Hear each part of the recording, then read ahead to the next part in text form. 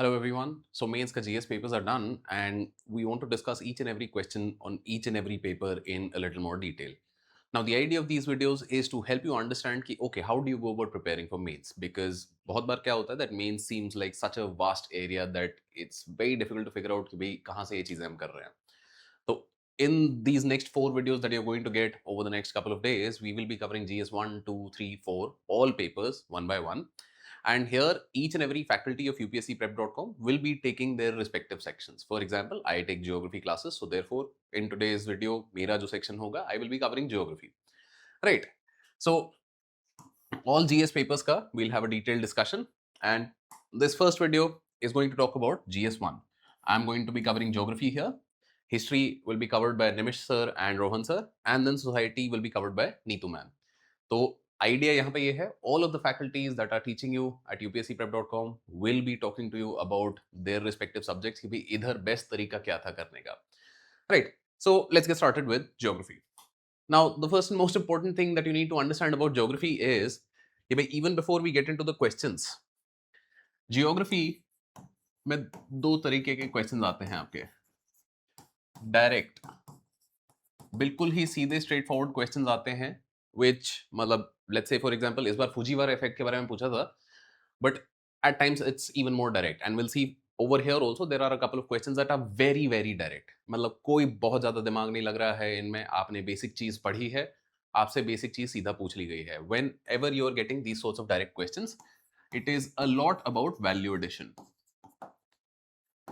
and this is something that I teach very very frequently in class, that you need to constantly think about कि भाई अब अगर आपसे बहुत ही basic सवाल पूछा गया है तो भाई मैं क्या उसमें वैल्यू एडिशन करूं, मैं क्या चीज उसमें और डाल सकता हूं, मैं क्या डायग्राम बना सकता हूं या बना सकती हूं उधर, या फिर what kind of extra dimension I can add in the conclusion, because when it is very direct, it's also very simple and most people will write the basic thing. तो आपको थोड़ा वो उस चीज पे ध्यान देना है. दूसरे टाइप के क्वेश्चंस होते हैं एनालिटिकल, एंड ज्योग्राफी में आते हैं ये, but analytical questions are fewer than your direct questions. Right. So with that idea in mind, we'll go forward with the discussion. Now, I'll classify questions as either direct or analytical. Now, beyond this, जो भी direct questions हैं, direct also for the fact that these are things that you covered in your basic texts. Right, GC Leong and NCRTs अगर आप करके जा रहे हो ढंग से, and then current affairs आपने किया है for prelims and for the last 1 year, so then most of these questions you will be able to resolve. Right, for example, El Nino is very much in news. So if there is a direct question on El Nino, even if मेरी NCRT में El Nino इतना discuss नहीं था, we will consider that a direct question. Right. Now, Fujiwara effect, explain its impact on the movement and intensity of tropical cyclones. Tropical cyclones, as we know, is a very frequently repeated topic in GS1 geography. For that, we will just see, this is a list of last 12-13 years ka questions that have been asked in GS1. Now, what is sea surface temperature? How does it affect formation of tropical cyclones?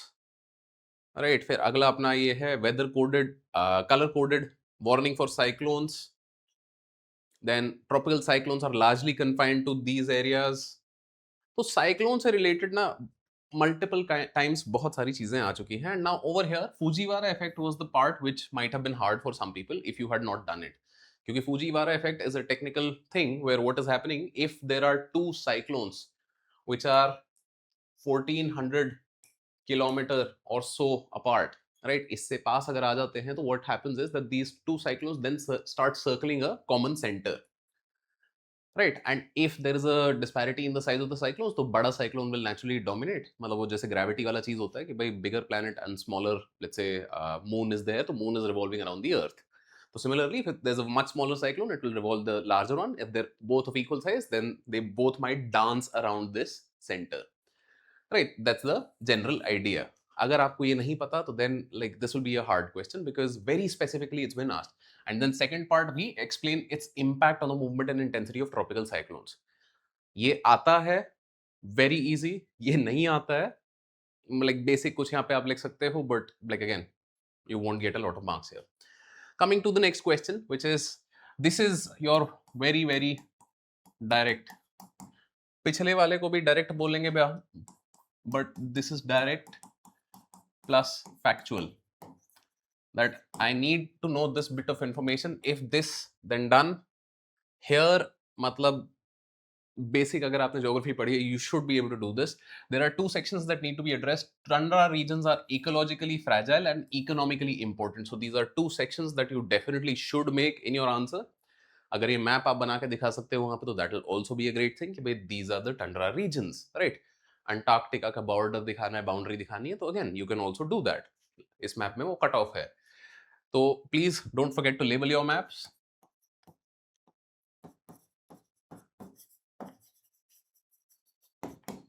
And अब इसमें आप आओगे ecologically fragile and economically important. Both of these sections में 4-5 point आप अच्छे से डाल सकते हो. इकोलॉजिकली फ्रैजाइल में you can talk about the fact कि भाई परमाफ्रॉस्ट इज मेल्टिंग, कि भाई बहुत सारे जो ग्लेशियर्स थे यहाँ पे वो मेल्ट होते जा रहे हैं. Because of that like there are drastic changes that are happening.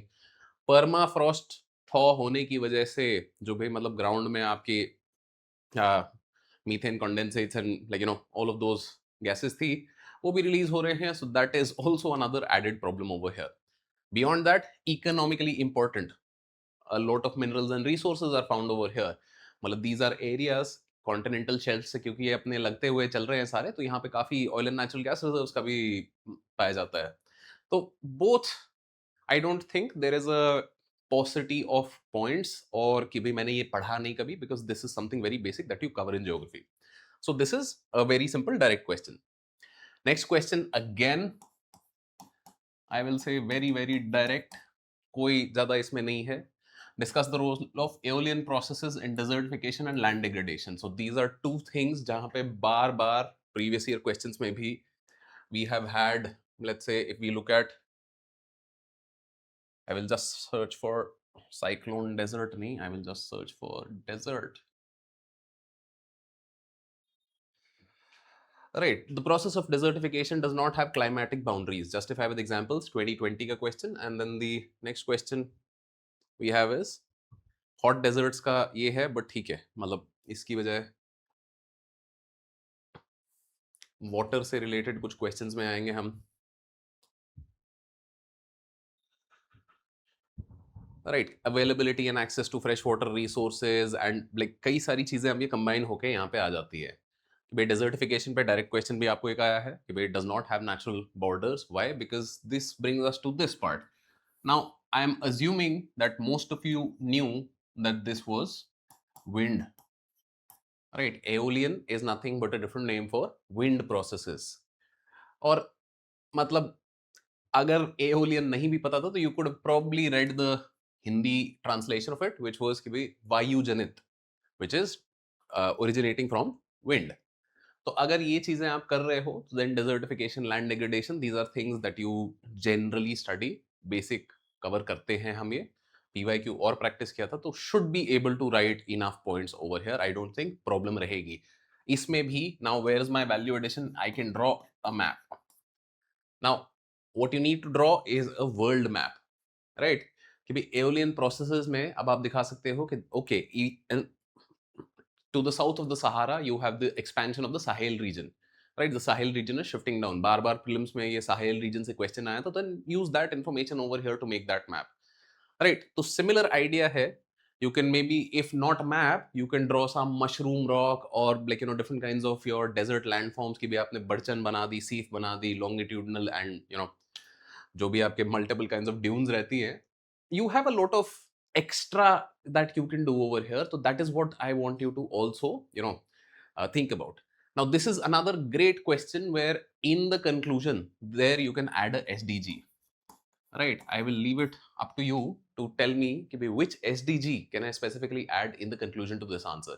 Because यहाँ पे बहुत सिंपल सा है कंक्लूजन. अगर मैं सिर्फ और सिर्फ इस क्वेश्चन के बेसिस पे छोड़ूंगा ना, तो I can write a very generic conclusion where I can say कि yes, we should combat desertification. You can also maybe write the UN convention on combating desertification. That's also a great conclusion.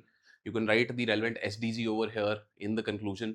तो ये चीजें थोड़ा सोचनी पड़ेंगी हमें, क्योंकि मैं नहीं सोचूंगा तो देन लाइक जेनेरिक कंक्लूजन लिखना बहुत आसान है. आधा नंबर एक्स्ट्रा चाहिए मुझे वो. I need to stand out in a basic question.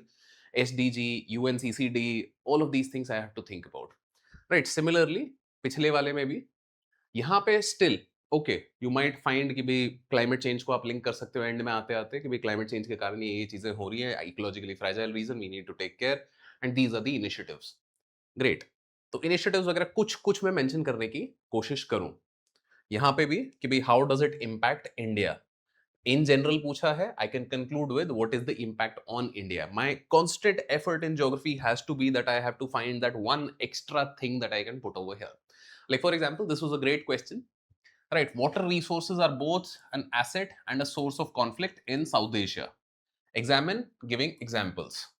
Now water resources as a asset, and ये जो हमारी चीज चल रही है इसको अगर देखें, why is the world today confronted with the crisis of availability and access to freshwater resources, 2023 का क्वेश्चन है ये, राइट? और नेक्स्ट देखते हैं, what are the environmental implications of the reclamation of water bodies into urban land use? So this is connected to a very different question, again geography में ही, but वही वाली चीज है कि भाई वाटर से लैंड यूज चेंज आ रहा है, तो वो बाद में 15 मार्क का एक क्वेश्चन अपना आता है। बट ये इस तरीके से आप देखोगे तो लेकिन प्रीवियस ईयर क्वेश्चंस में very similar questions have been asked कि भाई access and availability, these are the two core criteria which are considered when water resources are being considered. So in South Asia, how are they an asset in terms of availability, accessibility, and then how are they a source of conflict in terms of availability and accessibility? क्योंकि keywords अगर आप ये करके चलते हो तो then you get a lot of dimension and very easy dimension. Now there's a very simple idea here कि in South Asia a lot of people that I talked to were just focusing on the international aspect of this. Right, you can also talk about the national aspect on this. International mane ki people were talking about Indus water treaties, India Bangladesh treaty, India Nepal treaty, and so on. You can also talk about the Kaveri water disputes and other regional pan or just Indian water disputes, because again South Asia yahan pe likha hai and that is all part of South Asia. If you add that dimension over here, makes for a more wonderful answer, right? So then at the end of this, what is my SDG that I can add? There is a very clear SDG again over here. So my job should be कि भाई I am thinking about, okay, which SDG do I mention specifically in the conclusion, or what other thing that I can mention in the conclusion over here. Maybe there is a national initiative that is being taken up which might be very helpful, और I can say कि भाई future से related ये चीजें हो रही है, this is the projected कि वाटर स्ट्रेस ऐसा हो जाएगा, so then this might get exacerbated. These sorts of things which are adding another dimension not directly asked in the question, because please keep in mind, as soon as you are done with writing the conclusion, the examiner is going to give you marks, and that is why it becomes important for us. Now, which brings us to question number 5. अभी पिछला question भी अगर हम देखें तो I would still say this is a direct question, multiple times ये चीज repeat हो जाती है हमारे प्रीवियस ईयर क्वेश्चंस में भी, एंड क्लासेस में भी आप करोगे, बेसिक चीजें आप पढ़ोगे ही ये, क्योंकि water stress is constantly something that is talked about. Now, Lu Chinook phone winds with respect to the region of prevalence, the nature and climatic impacts. Now, if you have read the GC Leong ka book, these are all things that are given directly over there. तो GC Leong plus NCRTs, that's the basic आप geography के लिए करके जा रहे हो. And even if you don't know Chinook and Phone, you will know Lu, right? It is a dry wind that blows in the northern Indian plains. तो Lu winds हमारी यहाँ पे हैं. Phone are in Europe, Alps, and Chinook are on the Rockies. All three of them are dry winds. And the idea is कि भाई अब जैसे mountain होता है आपका एक side पे moisture carrying winds, and as the winds come down on the other side, they become dry winds, right? So Chinook is also known as your ice eater. Why? Because very dry wind that flows into ice covered areas in the middle over here, so just eats up the ice. Phone में भी क्या है कि भाई it is a dry wind that is coming down from the Alps. So due to that, what are the possible impacts that could be had over here? कि भाई जैसे यहाँ पे ice eater हमने बोला कि भाई अब in this area if there is very humid weather, so this will act as sort of a relief to that weather.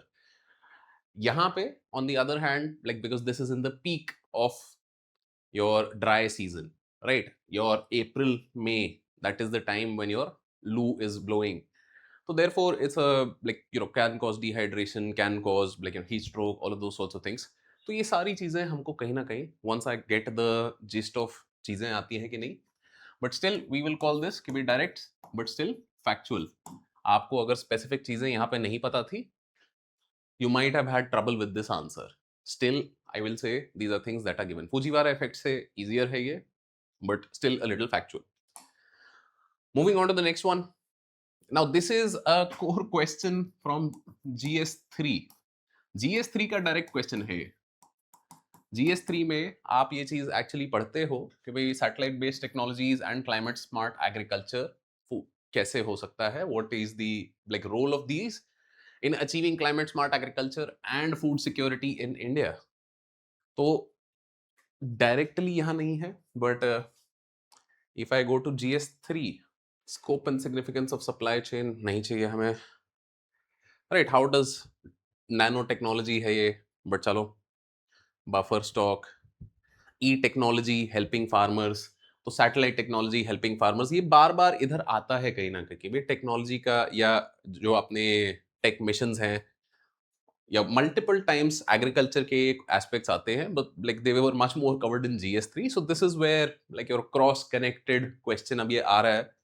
अभी बोलने को I can make the claim कि this is a hard question GS1, but you do study the basics of agriculture, food security, basics क्या चल रहे हैं, and then you also satellite based technologies in science and tech as well as climate smart agriculture in GS3. तो ये GS3 और 1 का अगर knowledge आप यूज करते हो दोनों का साथ में, I think you should be able to do it. Core दो पार्ट्स हैं, climate smart agriculture and food security in India. तो सैटेलाइट टेक का in climate smart agriculture, satellite tech in food security in India. You should make some points. And उसके अलावा if you can make a map over here, so this is where the value addition and differentiation comes up. या map की बजाय if I can make a diagram, what kind of a diagram can I make over here? In these 15 markers, एक और चीज हम थोड़ा ये ध्यान रख सकते हैं कि now 15 markers में you have 3 pages of space. 3 pages of space are like plenty of space for us to also talk about a counter dimension. I would still say कि भाई जो 10 markers हैं उसमें भी एक line of counter dimension तो you should add if you can. But अगर map and diagram के बाद you don't have enough space, it's fine. 15 markers में you definitely have to try and add a counter dimension, right? कि अभी जैसे compare with respect to their region of prevalence, their nature and climatic impacts, but you can at the end also mention that these are all very small regional winds. They are a subsystem within a larger system which is determined by movement of your ITCZ and all of these sorts of things. कि भाई लू चल रही है, क्या चल रही है, it is a factor in कि उस मोमेंट पे अपना ITCZ सारा यहीं से जा रहा होता है. तो then what that does is कि भी instead of just talking about this being a local phenomenon, you are also connecting it to a larger phenomenon. Similarly, in this, you can also talk about the limitations.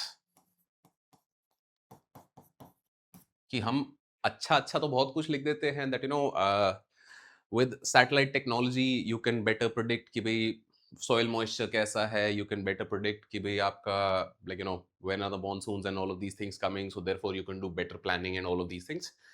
But there are also very clear limits. If the land holding size is very small, even more information is not going to help you out, right? There are practical limits to how much a technology can help till the time there is no reform on the ground.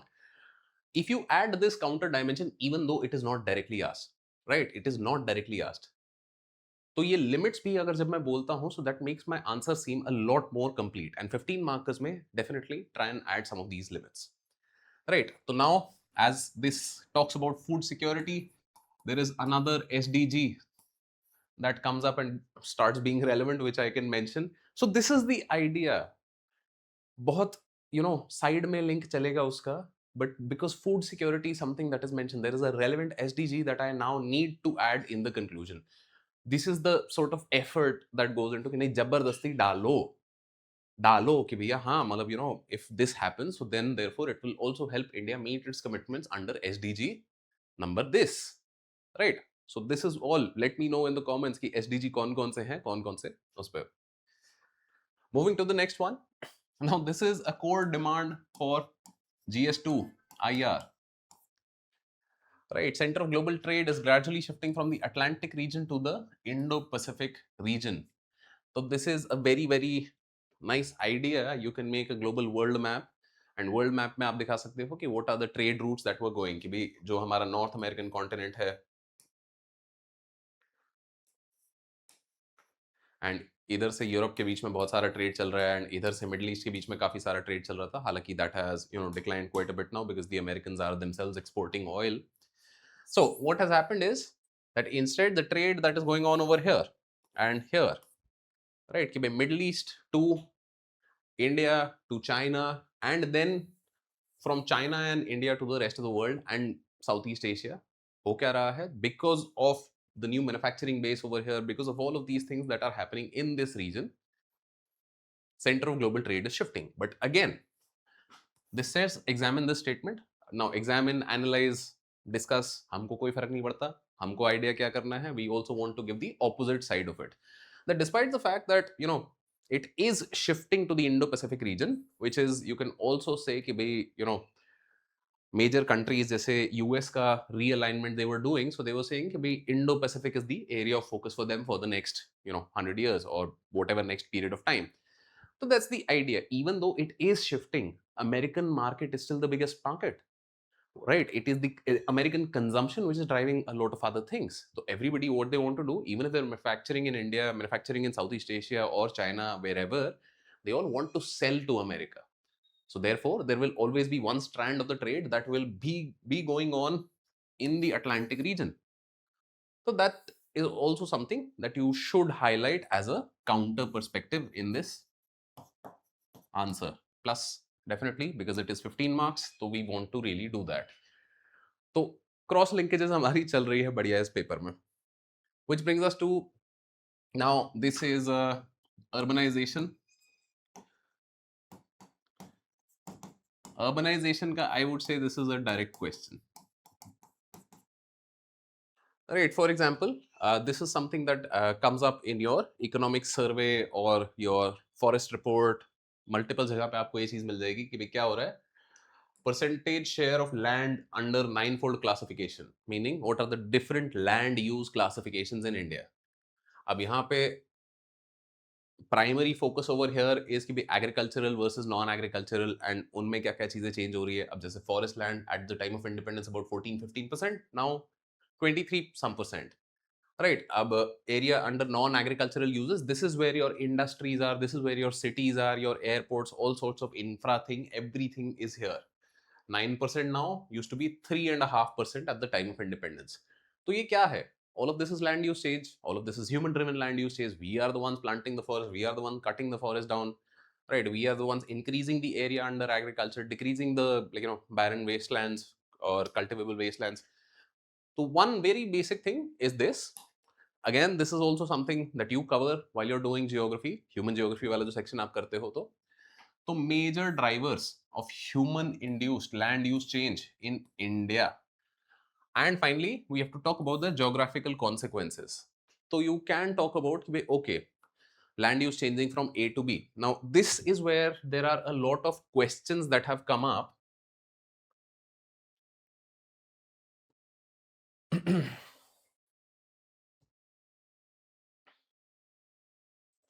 Right, for example, this is 2021 ka question. What are the environmental implications of the reclamation of water bodies into urban land use?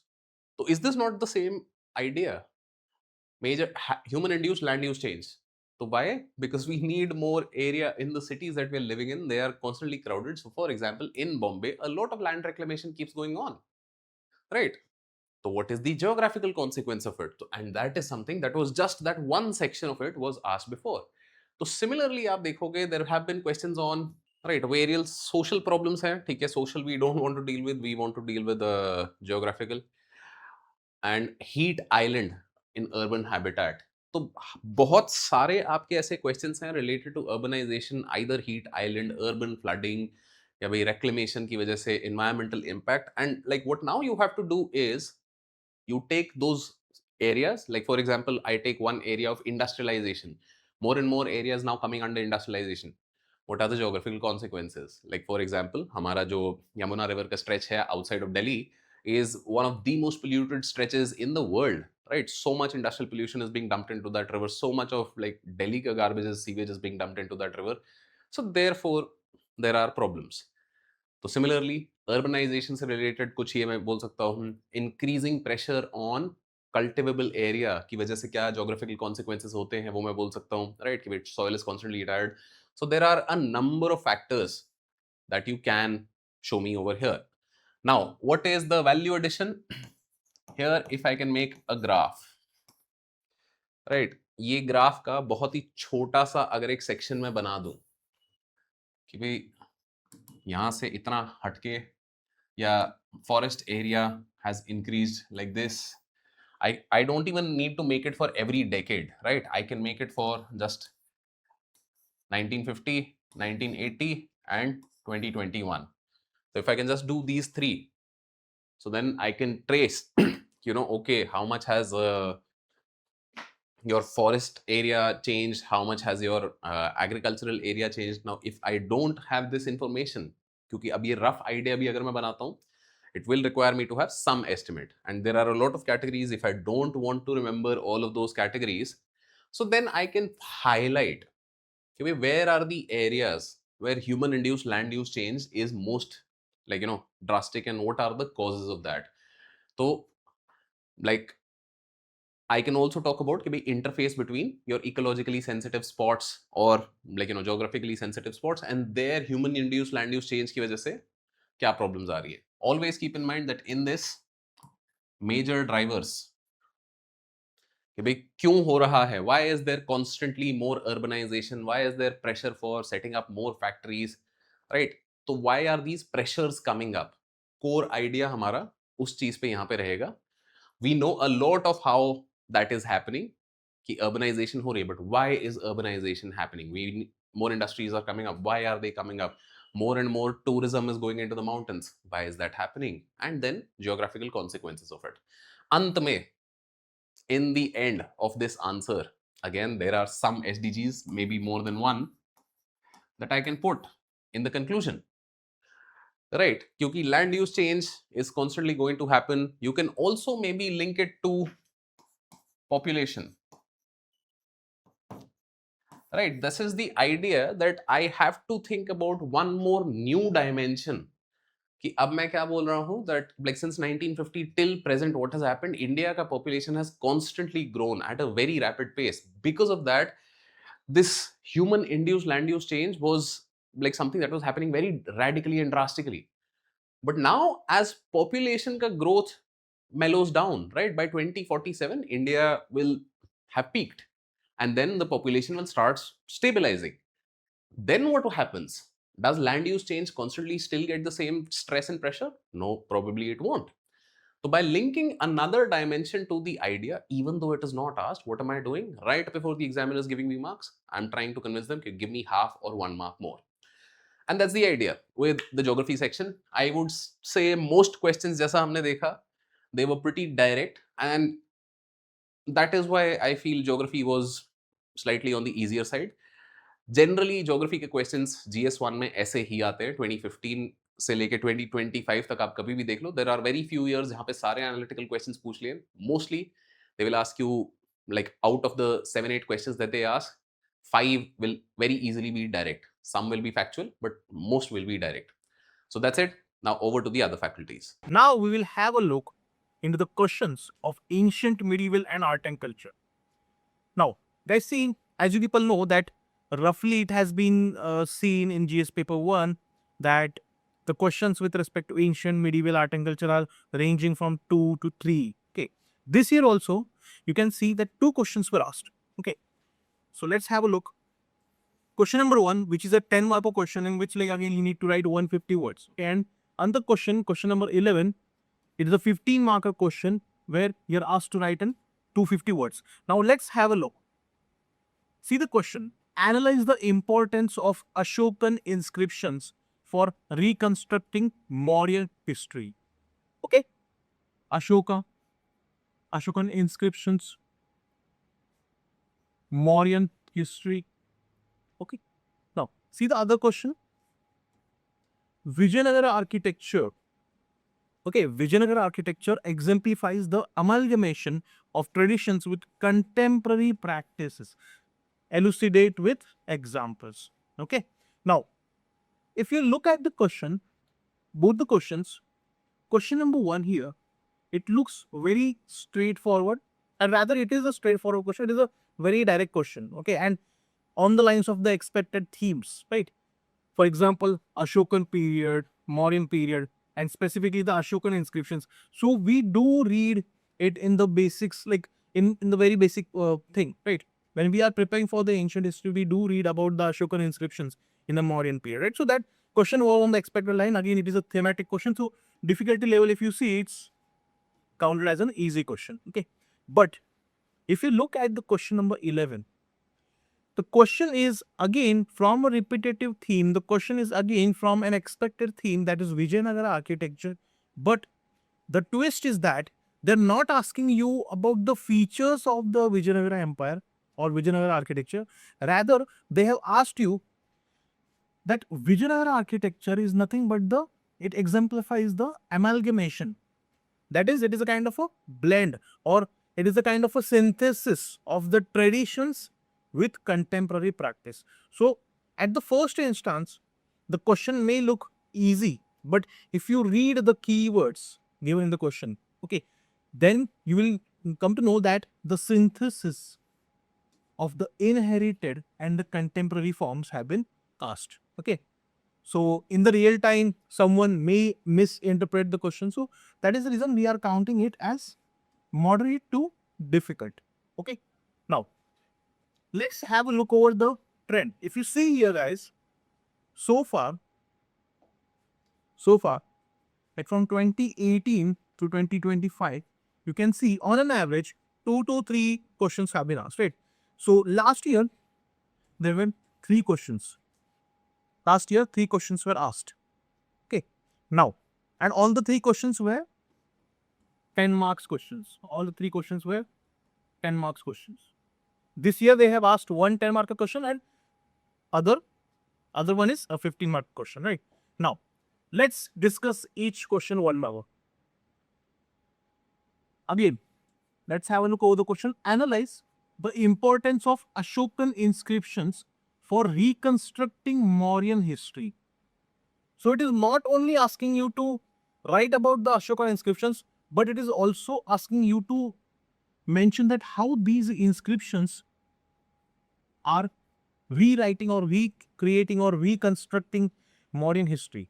Okay, so you need to mention that as well. Otherwise, the demand of the question is not fulfilled. Okay, let's have a look.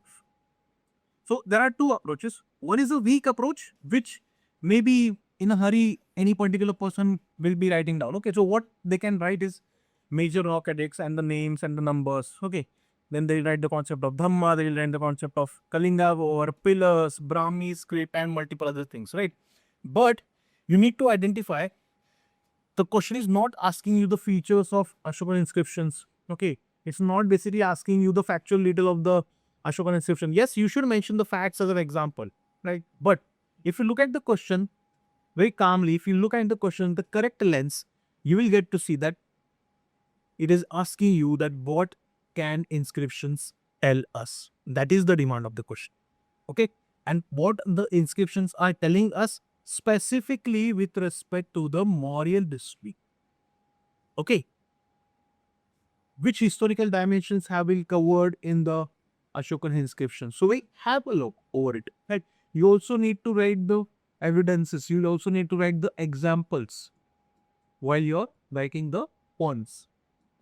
Okay. So weak approach will be like students may write just examples one by one. These are the examples only, right?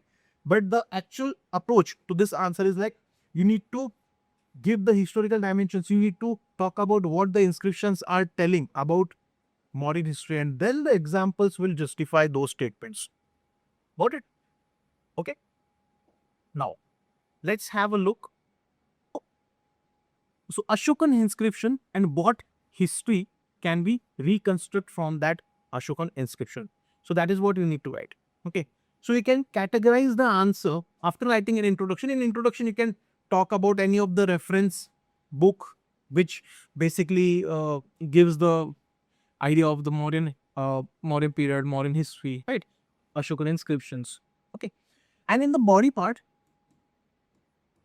you can organize the answer across these points. It's a 10 marker question. Okay. It's a 10 marker question. So minimum 7 to 8 points you can write in the answer. Okay. Now you can talk about political geography, that Ashokan inscriptions, they give you an idea about the political geography of the Mauryan period. Okay. Where you can also tell like how the subcontinent was distributed. Okay, distribution across the subcontinent and the imperial reach, right? Where you can talk about the Sangam dynasties as well. Okay, at the Mauryan period was like on Mauryan regime was such huge that it literally spread till the Sangam area or down in the extreme south as well, right?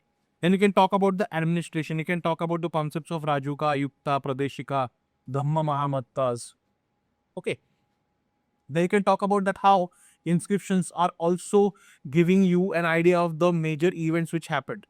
And specifically, if you see Rock Edict number 30 talks about the Kalinga War and the shift towards the concept of Dhamma Vijay from Beri Ghosh to Dhamma Ghosh. तो वो concept आप लिख सकते हो उसमें.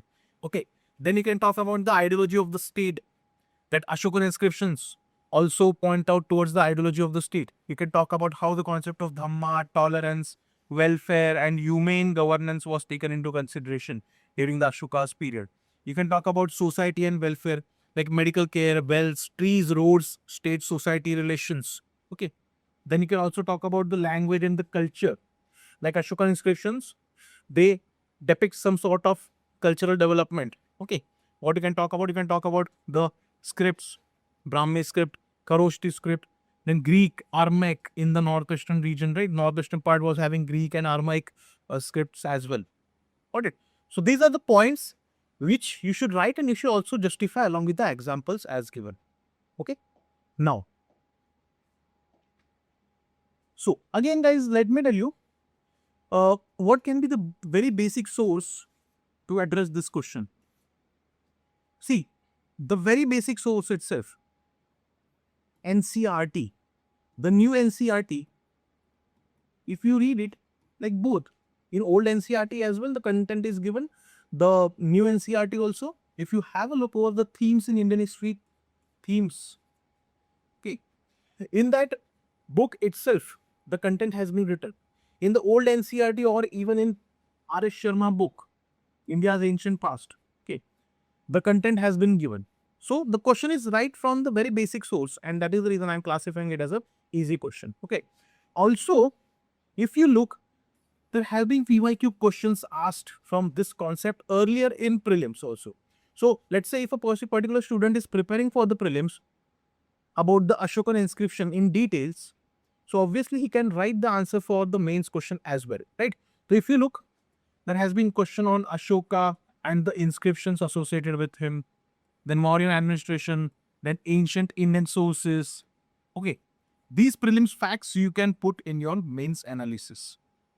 Got it? Many questions have been there associated with Ashoka, Ashokan, the name of the Ashoka, administration of the Ashoka, Ashoka's inscriptions. Right. Now, again, I have covered this topic in detailed version in my basic lecture. So the students who are associated with UPSC Essential Batch, they can directly, like they can correlate with the thing, right? All these points itself, you need to write. And you need to classify accordingly then, political geography, state relations, as we have seen recently. Okay. So these are the examples, these are the edict names, inscriptions, you can directly write the answer. It was a very easy question. Okay. Now, moving at, okay, so again, PYQ connections, we'll discuss this PYQ connection as well. As I have told you, in different years in prelims, UPSC has asked questions associated with Ashokan inscription. So it is like assume that a particular student who is preparing for the prelims and who has prepared Ashokan inscriptions very well will be able to write the mains answer associated with that. Okay. So there is where again, like guys, I need to point out that your prelims and mains preparation won't be happening in a segregated manner. Okay, prelims and mains का preparation अलग अलग नहीं होता. Whatever things you will read for your prelims, you need to apply that knowledge in your mains examination. Got it? So the question itself, the theme itself is evident of this fact. Okay. Ranya Ashoka inscription के ऊपर question आया Kavina Ali, right? There was major rock-etic sites which were asked. Okay. And even repeated testing of Ashoka, LAX, administration, inscription, ये सारी चीजें पूछी जाती है prelims में. तो anyone who's writing mains should be knowing these facts. Okay. Now, looking at question number 11, the next question. Let's read the question once again. Vijayanagar architecture exemplifies the amalgamation of traditions with contemporary practices. Okay, as I have told, the question may look easy at the first instance, and immediately a student can think that we need to write the features of the Vijayanagar architecture and so things. No, just wait. Look at the question, decode the question. Okay, always I will ask you people, those who are not able to write the answer immediately after looking at the question, what you should do is just wait, just try to brainstorm on the question first. Okay, here try to decode the question, try to break down the question in different parts. Okay, look at the question again. Keywords are amalgamation, tradition, and contemporary practice. So what's it's asking? Traditions, contemporary practices. Okay, and amalgamation means the synthesis of both, means blending of both. Okay, so the question is asking that Vijayanagar architecture gives or is the best example of blending or synthesis of the traditions and, or let's say, traditional practices and the contemporary practices. That is what is asked, and you need to write the examples also. Okay, that is the demand of the question. Now, weak approach. Again, we have discussed that weak approach would be like just writing the features. That's not the case. You need to look at this word amalgamation. Okay, that is the synthesis. Fine. So, there are some past traditions, there are some contemporary practices. And what you need to do is you need to write the fact that Vijayanagar architecture is nothing but the synthesis of both. In the past traditions, you will learn that Chola Empire, Pandyan Empire, Hoysalas in the Deccan region, right? And even the Dravidian temple architecture, temple vocabulary, these things have been inherited from the past. These things have been inherited from the past. These are the traditional practices, traditional things which have been inculcated in the Vijayanagar architecture. At the same time, you look at some contemporary practices also. So what do we mean by contemporary practices here? So the more modern one, the more latest one. Okay. So here if you look, Indo-Islamic forms, some sort of Indo-Islamic parts of the architectures have been inherited. Okay. Then secular and royal architecture was also getting developed in that period. Military requirements. So military requirements were there, modern requirements were there. And so the military architecture also started getting developed there. Urban and hydraulic needs. So as the urbanization was on progress, you will get to see that urban needs, urban development happened. Okay, so all these things you need to write, and it's a 15 marker question. Okay, it's a 15 marker question. It's a 250 word question, right? I would categorize it as a moderate to difficult question. Why? Because guys, at the first instance, you will not have a look on this particular part. Got it? So, Vijayanagar architecture, okay, you need to give the example as well, right? As the question itself is asking you to elucidate. So, more and more examples you should give. Okay. Now, with respect to the traditional part, as we have discussed earlier, we can talk about the inheritance taken from Cholas, Pandyas, okay, Hoysalas. You can talk about the examples from Virupakshi temple, where the Dravidian continuity is visible. Dravidian temple architecture is visible in this form. Okay, monumental gopurams. Gopurams are nothing but the gateways, right? Then in Vitthal temple, you will see Kalyan Mandapam. Okay, Kalyan Mandapam is nothing but again the assembly hall. ornate pillar designs, okay, stone chariot at Hampi, right? The religious overtone is there, the traditional inheritance is there, visible in this in these architectures, right? Then Hazara Ramaswamy Temple, where narrative reliefs are there from Ramayana. Royal religious integration is there. Okay. Then Ugra Narasimha Temple, large monolithic sculpture is there. Okay, monolithic architecture is a traditional practice. Okay. Now, what is the contemporary thing which has been used? Contemporary context. In contemporary context, you can talk about the Indo-Islamic forms. So guys, see, you if you know the polity of Vijayanagara Empire, if you know the geography of the Vijayanagara Empire, okay, you should know that Vijayanagara Empire was surrounded on the northern side. If you look, there was Bahamani Sultanate. Okay, and later on that Bahamani Sultanate was getting fragmented into different small sultanates, right? So naturally there will be a cross connection between them, right? So naturally there will be some Indo-Islamic architectural features which will be inherited into Vijayanagara Empire. A few are like arches, walls, domical elements, domes. Okay.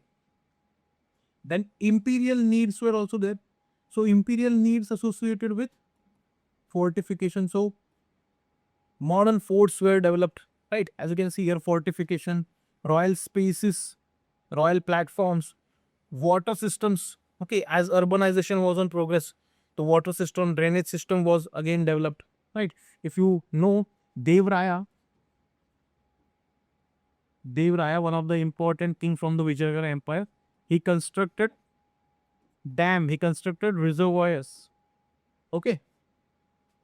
Then you can give examples of Lotus Mahal, elephant stables.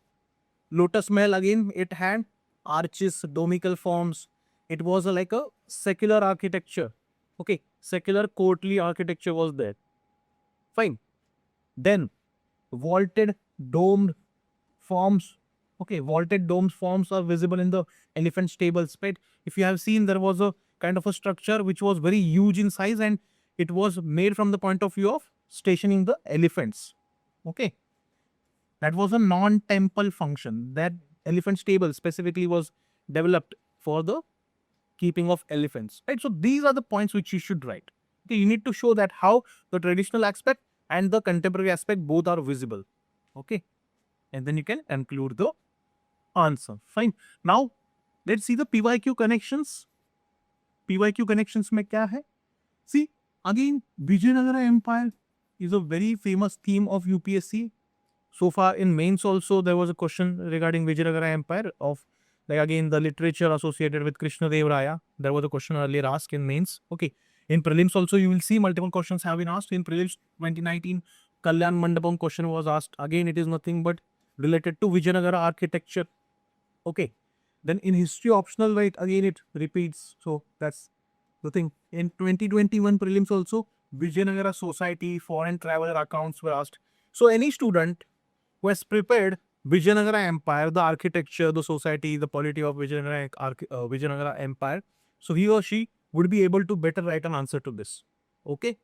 Now, regarding the basic source of this question, simply again, the old NCERT or Satish Chandra book. You can find the content to this in these two sources. Fine. So that's all with respect to the questions of ancient medieval art and culture. Now, Nimi sir, our faculty of modern India, post-independence and world history will discuss the next questions associated with those subjects. All the best. So let's start with the analysis of General Studies 1, particularly modern history and post-independence consolidation topics. Now in this year mains in GS1, let's firstly have a look at the total weightage of independently modern Indian history. There were two questions of 10 marks each. So 20 marks total. 20 marks total, and post independence 2 into 15 marks, 30 marks. Last year 2025 modern history was 15 marks. One question. Okay. And post independence last year was one question, 15 marks. And world history this time no question. And कितना था last time? One question of 15 mark. तो the major difference जो change हमें नजर आया है इस साल is no world history, post independence domination and means two questions काफी important रहा, और modern Indian history on expected lines 15, 20, 30 ये उसका trend रहता है. Two questions आए हैं, total 50 marks from these topics. ठीक है, अब एक एक करके क्वेश्चन देखते हैं. What kind of questions have been asked? So modern Indian history का question, discuss the impact of Macaulay's minute on colonial administration and education in India. ये सवाल आया 10 मार्कर. ठीक है, अब ये सवाल क्यों आया, इसको in fact this theme has been very very important this year. Even in my class, this is my class PPT where I was talking about some of the important context of 2026. I clearly talked about undoing Macaulay mindset. This is what the Prime Minister repeatedly talked about in the month of November, December, January, starting from 6th Ramnath Goenka lecture of Indian Express, then in various speeches, including Sahibzada Divas on 26th December also he talked about it. So this question does not have any previous trend, but it picks up from current context. ठीक है, तो ये expected lines में था. अब Macaulay's minute को हम definition में डालेंगे. क्या है Macaulay's minute? Basically जो 1835 में थॉमस बेबिंगटन मैकॉले ने सेटल किया एंग्लिसिस्ट और ओरिएंटलिस्ट की डिबेट, उससे क्या हुआ, फंड्स जो ईयरमार्क थे for education was actually now would go to English education. So now for education purpose you can talk about what was its impact. That is, so definition followed by the Macaulay's minute impact on colonial administration, right? ये आपने बताया. इसमें आप courts, official language purpose, subordinate administration that you can talk about, और education का simultaneously settling the debate between Anglicists and Orientalists. Now the focus of the government would be to push or pursue English education and won't support. So also you can talk about the long term, the impact of the Macaulay's minute. ठीक है, तो ये आप ये approach में आ गया, larger approach. अब ये यूजुअली आपको कोई भी स्टैंडर्ड बुक में मिल जाएगा, चाहे स्पेक्ट्रम में, चाहे my upcoming book Modern Indian History Handbook or the class notes which I have shared also with the students. ये आपको easily मिल जाएगा. So question was on the easiest side. And now the next question we'll have a look at that. The significance of Gandhian movements lay in the masses they mobilized. Elucidate. Last 10 years के previous year questions का trend आप पढ़ोगे. One thing you would have understood, Gandhian period is very important, consistent questions, ठीक है, और दूसरी चीज mass movements are very important. तो is it touching any of it? Not directly, but दोनों को फिर भी टच कर रहा है थीम पर्सपेक्टिव से. कैसे? The significance of Gandhian movements lay in the masses they mobilized. तो फोकस कहाँ है? Masses they mobilized. What kind of masses? Students, women, workers, peasants, middle class. Also you can talk about lower middle class, you can talk about tribals, etc. अब एक एक करके ये you can talk about these are the masses which are mobilized by Gandhian mass movements. Give the example of the mass movements where they were highly mobilized. For example, women का आप example दे सकते हो that in the civil disobedience movement of 1930 to 34, women participation was very high. or student participation in the non-cooperation movement was significantly seen, particularly for picketing purposes. इस तरीके से आप इस ऐसे क्वेश्चन को आंसर कर सकते हो. अगेन ब्रॉडली जो मॉडर्न हिस्ट्री का आप बात करेंगे, मॉडर्न हिस्ट्री में you don't need, so mains perspective से स्पेसिफिसिटी में नहीं जाना, मतलब हमें लार्जर अंडरस्टैंडिंग चाहिए, means holistic understanding. So this is how you need to approach this subject for mains, holistic understanding. अब बात करते हैं पोस्ट इंडिपेंडेंस कंसोलिडेशन के दो सवाल की. Question number 12 is linguistic reorganization of Indian states was driven by popular pressure from below. Comment. Now this linguistic reorganization of Indian states is a very hot topic. Let's look at the similar questions PYQs in past. कौन से? 2022 में the political and administrative reorganization of states and territories has been a continuous ongoing process since mid-19th century. फिर 2018 में discuss whether the formation of new states in recent time is beneficial or not for the economy of India. 2016 has the formation of linguistic states strengthened the cause of Indian unity. States reorganization, linguistic reorganization एक common theme है बहुत ही. So PYQs अगर आपने अच्छे से किए होंगे तो एक तो चीज आप you would not feel any difficulty. Second important thing, in post-independence consolidation history, always it is said that 1947 until first 20 years are very important.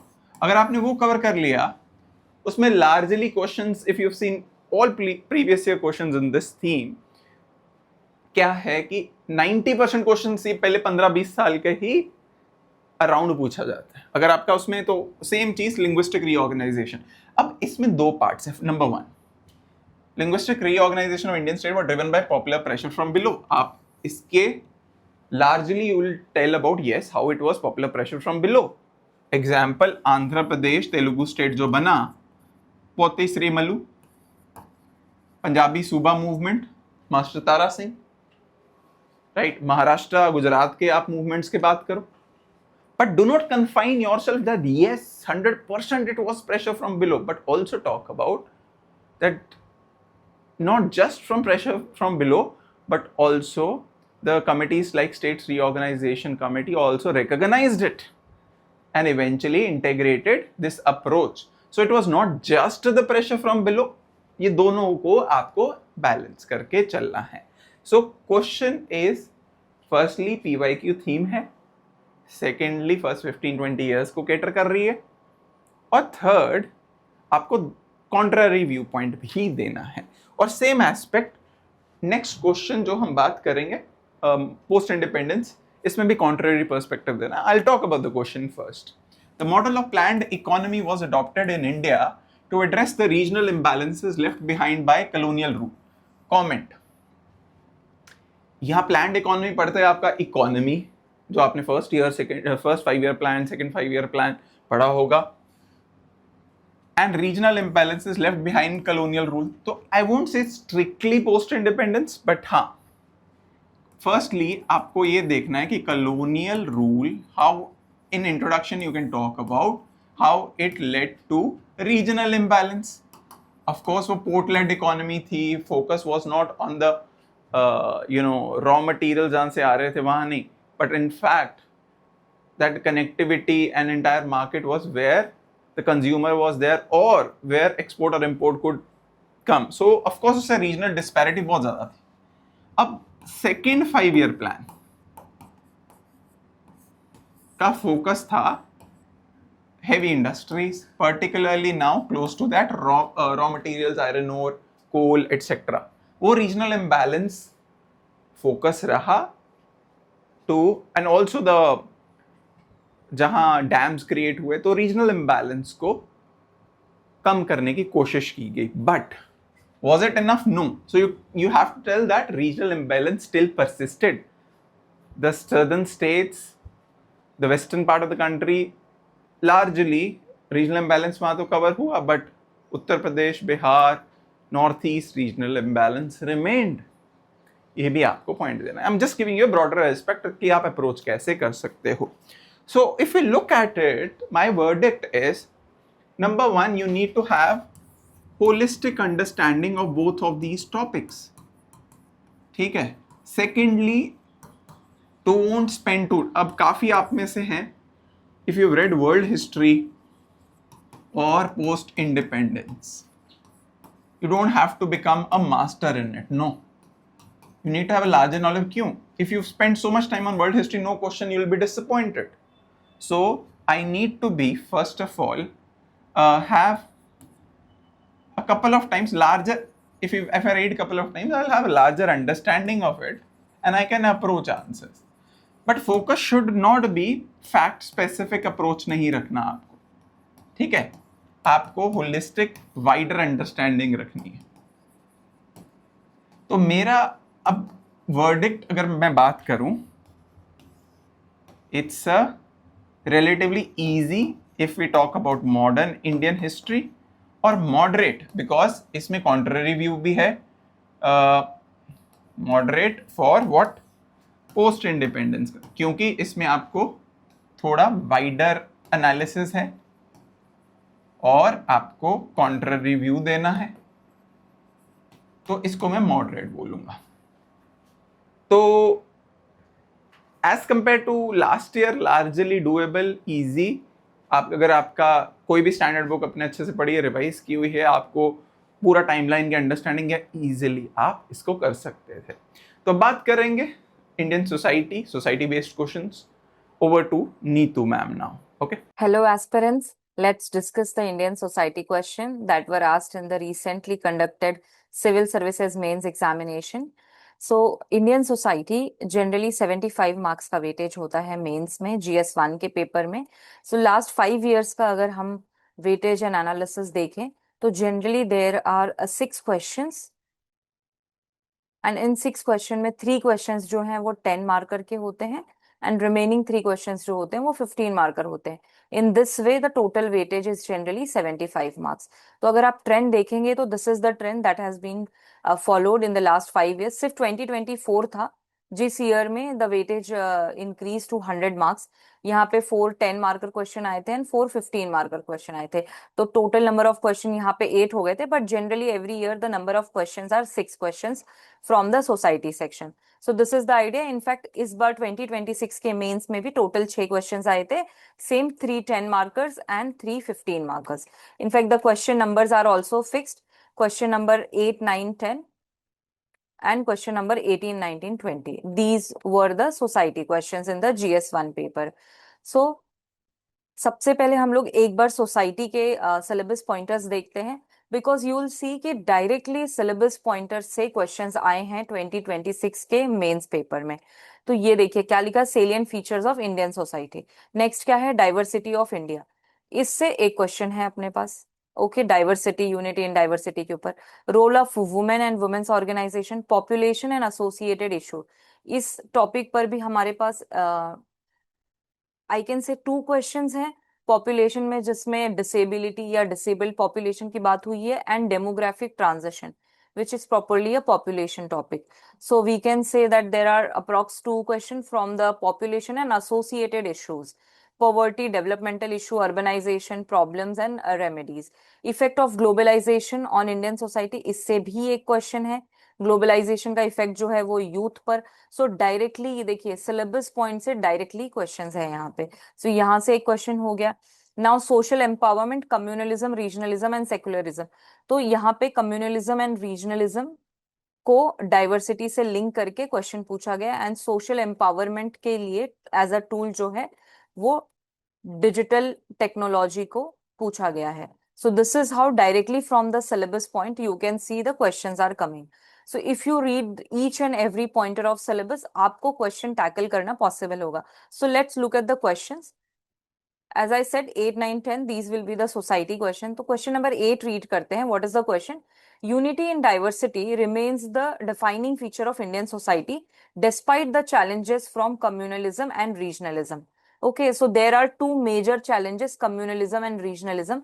And in fact, ये हमारे syllabus के pointer में भी mention है. And diversity of India, and जब भी diversity की बात होती है तब unity in diversity. This is the thing that we say for India, right? तो ये बहुत ही straightforward, simple question है. Of course, you need to write it properly. And ये बहुत static and syllabus topic से आया हुआ question है. This can be handled by the students. तो ये topic में आप कैसे इसके introduction को दे सकते हैं? जैसे अगर आपको मतलब बेसिकली यू कैन स्टार्ट की यूनिटी इन डाइवर्सिटी का क्यों ये डिफाइनिंग फीचर है of Indian society. So this part which is like a statement, this can be addressed in the introduction itself, that for example हमारे जो civilization ethos है, history है, common shared civilization culture, उसके अंदर हमारा unity in diversity का concept जो है, it is rooted into that. Also we can say use something like this कि इंडिया की जो डाइवर्सिटी है, it's not like a melting pot जो कि यूएस में होता है, इट इज लाइक अ थाली और अ सैलेड बोल. तो ये भी एक बहुत फेमसली कहा जाता है कि इंडिया में जो डाइवर्सिटी है, it is like an Indian thali which has different small small different dishes, but it makes a combined one thali, not like the US ones which is a melting pot. और फिर आप इसको salad बोल भी बोल सकते हैं, बिकॉज सैलेड में जैसे डिफरेंट डिफरेंट वेजिटेबल्स होते हैं, but they come together but they don't lose their identity. So उस तरह का है इंडिया में. लाइक अमालगमेशन नहीं है, everybody every thing is every religion community is distinct, but they come together to make the concept of India. That is the idea that we can introduce. In fact, body में भी हम थोड़ा extend कर सकते हैं unity in diversity. Why it remains the defining feature क्यों है, इसके ऊपर आप 3-4 पॉइंट लिख सकते हो. Why it is the defining feature, कि कैसे हमारे constitutional values and all everything जो है वो बात करती है हमारे unity in diversity के बारे में. So that can be addressed. Now the most important part is challenges. So we have to write the challenges. इसको बेटर स्ट्रक्चर करने के लिए आप क्या कर सकते हैं, इसको दो पार्ट में कर सकते हैं, challenges from communalism and regionalism. Also आपको एग्जाम्पल्स देने पड़ेंगे. सो जैसे कि कम्युनलिज्म में आप बता सकते हो कि पहले तो कम्युनलिज्म क्या है एंड क्यों हो रहा है इंडिया में and all that you can say. यहाँ पे जो भी कम्युनल टेंशंस हैं, रायट्स हैं, जैसे कुछ इवेंट्स होते हैं या कोई रीसेंट एग्जाम्पल है, फॉर एग्जाम्पल दशहरा के टाइम पे देयर वाज अ रायट और communal tension in Maharashtra state. So वैसे टाइप के सम रैलीज सेम टाइम पे अगर फेस्टिवल्स आते हैं तो रैलीज में कैसे डिफिकल्टी एंड कैसे कम्युनल टेंशन एंड रायट्स होते हैं. So these kind of examples are needed for the communalism का टॉपिक. एंड रीजनलिज्म में of course son of soil movement जो हो गया, माइग्रेंट्स का प्रॉब्लम्स है, या फिर सेपरेट आइडेंटिटी के लिए लैंग्वेज बेसिस पे स्टेट का, रीजन का, राइट. ऑल दीज थिंग्स जो है रीजनलिज्म के भी चैलेंजेस की डाइवर्सिटी में कैसे ये डिफिकल्टी क्रिएट करते हैं, that you can mention easily, right. So these are the points and body में you will get enough points to write. And conclusion में you can of course write कि despite the challenges India के जो भी हमारे constitution में there is like religion के लिए we have fundamental rights, diversity के लिए जैसे secularism fundamental rights 24 to 28, then we have linguistic diversity के लिए you can mention that India is a robust democracy and the democratic constitutional morality can withhold the country, or you can rather use this salad bowl and thali wala example in conclusion also कि India की जो diversity है, it is not like a melting pot of USA where people from different identity come together and unify and become one. Rather, India's different communities have a different identity and then also they are staying in unity. And you can write a lot of example for जैसे कि अजमेर शरीफ हो गया, वहाँ पे there are people from different religion visit. Also Eid, Diwali जो है वो कोई religion specific festival नहीं रहा है, तो कम्युनलिज्म के चैलेंज के साथ साथ आप ऐसे एग्जाम्पल दे सकते हो. इनफैक्ट रीजनलिज्म एंड कम्युनलिज्म में आप गणपति फेस्टिवल भी दे सकते हो कि it was initially a festival from Maharashtra but अब ये पैन इंडिया सेलिब्रेट किया जा रहा है. तो ऐसा कुछ भी नहीं है. There are many good personalised examples also कि छठ पूजा जो होती है बिहार में, उस टाइम पे कैसे मुस्लिम कम्युनिटी के बहुत सारे लोग जो हैं they make some tools and equipments that is needed for the Chhath Puja. तो वैसे सब एग्जाम्पल्स जो हैं आप लिख सकते हो इसके अंदर. एंड कंक्लूजन में यू कैन डेफिनेटली राइट कि despite these challenges India remains the unity in diversity. Also we have a concept of Vasudhaiva Kutumbakam. So all of this information can be written. I would say this is a straightforward question. You will have a lot of content and also good thing is कि ये एक 10 marker question है, so you will be able to manage it, right? Let's see क्या कोई ऐसे हमारे पास PYQ है। एक बात तो हमें समझ आ गई कि directly this keyword and this keyword, these three keywords are directly mentioned in the syllabus. So if you read the syllabus pointers, make proper notes, you will be able to tackle this question. Now diversity का जो topic है, and in fact regionalism and diversity का जो challenge है, उसके ऊपर भी direct question है. For example, look at this question, regional disparity and how does it different from diversity. And regional disparity का जो है, like regionalism and all, वो कितना सीवियर है. So this was the question for 15 marker in 2024. Similarly यहाँ पे आप देखिए cultural diversity and socio economic marginalities में आपको रिलेशन बताना है. डाइवर्सिटी एंड प्लूरलिज्म का is it under threat. So even the question ये जो आया है, it is also kind of क्या यूनिटी इन डाइवर्सिटी और इंडिया की जो डाइवर्सिटी है वो थ्रेट में, ऐसा कुछ क्वेश्चन बनता है. सो डाइवर्सिटी पे if you see there are so many questions. In fact regionalism and diversity के ऊपर तो प्रॉपर एक पीवाईक्यू था. So if you solve the PYQs properly you will be able to tackle the question. Now let's look at the next question. How do you understand disability? Substantiate the need for inclusive policy framework in this regard. So first of all, we need to understand what is the core demand. इसमें आपको disability के बारे में आप क्या understand करते हो, and you have to write it in terms of society answer, right? तो disability का part, ये एक part आपको बताना है, and also need for the inclusive policy that you need to tell. So let me give you a context. There was recent Supreme Court discussion and judgment जहां पे acid attack के जो survivors हैं, right, acid attack के and acid injection के, इन लोगों को पर्सन विद डिसेबिलिटी एक्ट जो है हमारा 2016 का एक्ट है, इसमें डेफिनेशन को एक्सपांड किया गया था पर्सन विद डिसेबिलिटी को, and survivors of acid attack victims जो हैं उनको इंक्लूड करने की बात हुई थी. सो you can search for this information and read a little on this. So basically PWD act जो था हमारा पर्सन विद डिसेबिलिटी एक्ट 2016, इसमें डेफिनेशन को उसको एक्सपांड किया गया है to include the people with acid attack survivors, and उनको फिजिकल डिसेबिलिटी के अंदर इंक्लूड किया गया. इनफैक्ट इस जो एक्ट है या डिसेबिलिटी या पर्सन विद डिसेबिलिटी है, ये पीवाईक्यू में ट्रेंड रहा हुआ है. However this was a GS2. Okay, so GS2 में भी एक टॉपिक है सोशल जस्टिस, तो वहां पे भी सोसाइटी जो है, सोसाइटी को भी इंक्लूड किया जाता है, right? Because social justice means what? Society related topic. तो social justice in GS2 can also come in GS1.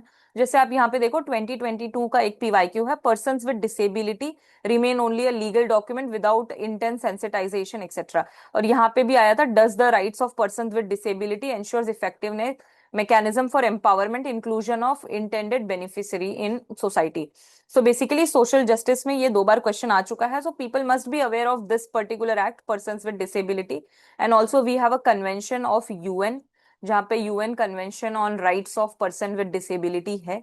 So this is also a convention that we can use in our answer. So first of all, you can, in such question where the first part is like how do you understand this term, what do you mean by this term, you can directly introduce, directly hit the core demand of the question by explaining what do you understand by the disability. It is definitely an evolving concept, and जो persons with disability act है उसके अंदर भी इसको define किया गया है. If you know this context, of course you can start your answer with a recent context also. And disability can be of different type, physical, emotional, cognitive, social, ऐसे करके आप body में थोड़ा expand कर सकते हैं. In fact, then the second part which is need, तो यहाँ पे आप explain कर सकते हो understanding of disability, intro से लेके थोड़ा body में और उसको expand कर सकते हैं answer के अंदर. And then need for the inclusive policy क्या है and what government is doing, that also you can do. जैसे if you can include कि social disabilities है, right, by the physical virtue कोई disable है नहीं, as in the people are not getting the access to the resources and infrastructure, that is a social disability. For example, we have inaccessible infrastructure, जैसे ramp available नहीं है. So Supreme Court is also, and the high courts in our country are working towards it, that we should have the ramps and accessible infrastructure, जिसके लिए एक mission है Sugamya Bharat. I am sure you must have heard of this mission, right, accessible India के लिए. सो सुगम्य Bharat mission है, इसको आप इस आंसर में इंक्लूड कर सकते हो.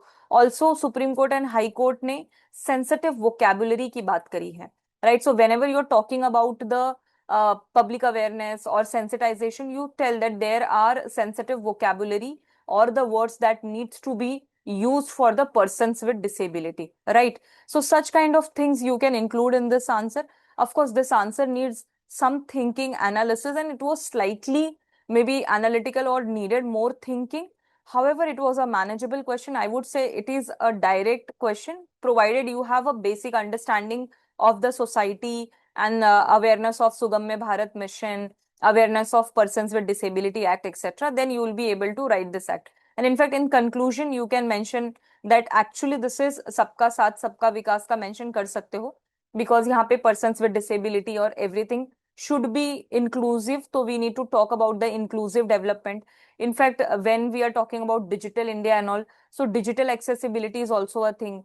We should have a screen reader for the people who have visual impairment. तो इस तरह की चीजें जो होती हैं, that you can write what is the need for having these kind of things, because that will actually provide the social justice, equality, it will be inclusive development, etc. So you can write here sabka saath sabka vikas, or you can also mention about the UN's convention on rights for the persons with disability. So this is also a decent manageable question that I'll say. And PYQ का भी trend हमने देखा हुआ है कि it has केम. तो आप social justice के भी जो क्वेश्चंस हैं वो सोसाइटी को प्रिपेयर करने के लिए सोशल जस्टिस के क्वेश्चंस को आपको देख कर जाना चाहिए. This is what my take is. Now let's see this question. Do you think digital technology promotes social empowerment? Explain with example. Pretty straightforward question, because digital technology and the Digital India Mission, use of AI, etc. is a lot in news, use of social media, and ये सब repeated theme रहे हैं. Be it GS2 हो गया या फिर ethics हो गया. Sometimes the technology and society. Okay. Technology and society का जो कॉम्बिनेशन है, how the technological progress is affecting the society, how is it helping in empowerment or causing a trouble. This kind of theme has been asked in the previous year. Let's look at them. जैसे कि ये जो है, these were the GS1 के question and I think this is GS2 का question, जिसमें social justice या governance की बात होती है. जैसे आप यहाँ पे देखो कि जो भी न्यू टेक्नोलॉजीज हैं, जैसे स्मार्ट सिटी है, how it is contributing in distributive justice. Crypto currency है, उसका क्या इम्पैक्ट है in the society. What are the main socio-economic implication arising out of development of IT industry? So basically technology and society. तो आप लोग अगर prepare कर रहे हैं तो आपको AI जो है, AI का इम्पैक्ट ऑन सोसाइटी क्या है. Like not everybody is aware of the AI कि कैसे वर्क करता है, नहीं करता है, और इसके कितने ज्यादा डिसएडवांटेज हैं, कितना सोशल स्ट्रेस आ सकता है, क्या ये लाइक स्ट्रैटिफाइड है, कास्ट बेस्ड, रिलीजन बेस्ड, इसका क्या डिस्ट्रीब्यूशन है. You can study that. And if there is some new technology coming up, you should and you must link it with the society, how it is impacting our society, because it is a theme and it is asked. GS2 में आप देखिए, अगर ऐसा जो question है, digital technology promote social empowerment, this is also avail. जैसे e governance जो है, बिल्ट इन बायस है. So like this is a question where क्या डिजिटल टेक्नोलॉजी या जो इस तरह के प्रोजेक्ट्स हैं, by nature are they able to empower people, this kind of question. यहाँ पे है digital illiteracy particular in rural areas coupled with lack of information communication technology, accessibility hindered socio-economic development. So here also we are linking the socio-economic development with digital literacy or illiteracy and ICT technology. Then also information communication technology के ऊपर फिर से question है कि factors क्या है इसके implementation में, बैरियर्स क्या है. Also see, look at this. E-governance is not about the utilization of power of new technology, but also critical importance of use value of the information. So ऐसे जो है एक ट्रेंड रहा है where technology and society was asked. And this is a pretty straightforward question provided you have read enough about the digital technology and all. और इसमें आप बहुत सारी चीजें लिख सकते हो, जैसे सोशल एम्पावरमेंट है. So you can start if you have for example some data, because government comes up with a lot of data कि हमने कितने बैंक अकाउंट्स बनाए हैं इन जनधन योजना या आधार अकाउंट्स या यूपीआई पेमेंट. सो आप कुछ ऐसे एक सोशल एम्पावरमेंट, या जैसे कि लखपति दीदी के लिए जो उन्होंने नए आई थिंक शी लीप्स ऐसे करके जो भी न्यू स्कीम्स बनाए, you can have some contextual start, some data based start, or you can simply have some analytical start ki how digital technology is the new reality and it is empowering people, empowering every individual in multiple dimensions, and it has become an enabler. So this kind of thing you can write, how the digital technology has become an enabler to empower the people. Now you can write that yes, how it is empowering. So you can write maybe economic empowerment. So for example, the bank account example that I gave in the Jan Dhan, and there is a financial inclusion that is happening, right? In fact financial inclusion पे GS3 में भी question आया हुआ है. So financial inclusion के बारे में बात कर सकते हैं. पॉलिटिकल के बारे में बात कर सकते हैं कि माई गॉव हो गया, या फिर जो ऑनलाइन भी है using the social media, the accountability is being increased. दो ई गवर्नेंस के बारे में लिखिए कि how political empowerment is happening. Social empowerment लिखिए आप इसके अंदर. वुमेन एम्पावरमेंट लिखिए, इसमें आप लखपति दीदी का लिख सकते हो. सेल्फ हेल्प ग्रुप्स कैसे डिजिटल हो गए हैं. How like gig platforms and economy are helping women to gain a lot of jobs. So this way you can increase the dimensions, write a multi-dimensional answers, and think in a wider line कि कैसे digital technology different dimensions में and domain में empower कर रही है. However, you need to also have a counter argument that there are some challenges associated with the digital technology. क्योंकि यहाँ पे पूछा, do you think this can promote social empowerment? Of course it can, provided we solve the challenges that are present. So you need to write the challenges in access to digital technology और challenges that needs to be overcome. तो इसमें आप फिर digital divide की बात कर सकते हो, right? Social media पे जो harassment है उसकी बात कर सकते हो. Especially the women and children vulnerable section are at risk in the social media. Bullying होती है, digital bullying है, threats हैं, hacking है, all of this, like all the cyber crimes जो हैं उसके बारे में आप मेंशन कर सकते हो. बिकॉज साइबर क्राइम्स के लिए women and children they are more vulnerable. So these things, even algorithm bias is there, access नहीं है, अवेयरनेस नहीं है, ऑल दोज थिंग्स जो है, डिजिटल हाइजीन. सो उसके बाद फिर जब अगर आप चैलेंजेस लिख रहे हो then you have to write some way forwards. या फिर आप अगर इट इज अ 10 मार्कर तो आप कंक्लूजन में थोड़ा एक पॉजिटिव नोट पे कंप्लीट करिए कि हाउ डिजिटल इंडिया मिशन जो हो गया, इंक्लूसिविटी की प्लान हो गई हमारी, PM वानी स्कीम है, right? Through this we are trying to give access to internet to all the corners of India. This is the plan, and इसके related बहुत सारा data आपने पढ़ा होगा, especially in the e-governance part. And you can write, we need to promote the inclusive digital domain where everybody gets the access to get the benefits and make ensure there is a social empowerment. उस तरह से आपको कुछ एक way forward के तरह conclusion को लिखना चाहिए, या किसी स्कीम को आप लिख सकते हो in your conclusion. So this is the overall idea. I think आप लोगों ने digital technology specially GS2 e governance में इतना पढ़ा ही होगा दैट ये क्वेश्चन को हैंडल किया जा सकता है. It's a straightforward question, but you need to write dimensions and more points into this question. Now let's look at the question number 18. It is a 15 marker question and it is pretty repeated theme. Caste के ऊपर है, and caste जो है I think I'll call it as syllabus pointer में जो features of Indian society है. तो Indian society का सबसे important, सबसे बड़ा feature जो है वो caste system ही है, which is unique to India also.